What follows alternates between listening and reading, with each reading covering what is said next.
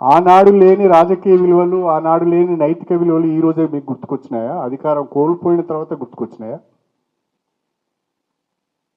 మీరు చెప్పండి. ఎందుకు ఆ రోజు ఆ రకంగా చేశారు, ఈ రోజు ఈ రకంగా చేశారు? అంటే మీరు చేస్తేనే సంసారం, వేరేవాడు చేస్తే వ్యభిచారమా? మీరేమైనా శుద్ధ పూసలా? ఆగం చేసినంత, తెలంగాణను ఆగం చేసినంత మీరే కదా.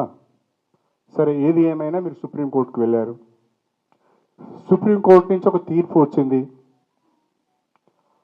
ఆ స్పీకర్ గారిని 3 మాసాల లోపల నిర్ణయం తీసుకోమని చెప్పారు. It's not direction. వారు ఏమన్నారు? స్పీకర్ గారు 3 మాసాల లోపల ఈ పిటిషన్లను డిస్పోజ్ చేయాలి, నిర్ణయం తీసుకోవాలన్నారు. స్పీకర్ గారు మా అందరికి కూడా నోటీసులు ఇచ్చారు.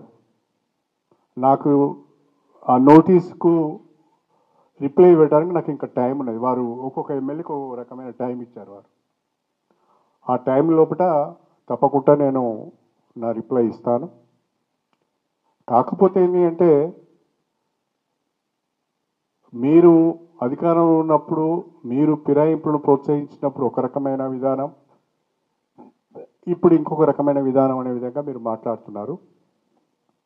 పార్టీ విధానాలు ఎప్పటికీ ఒకే రకంగా ఉండాలి, ఉంటే మంచిది అనేది నా అభిప్రాయం.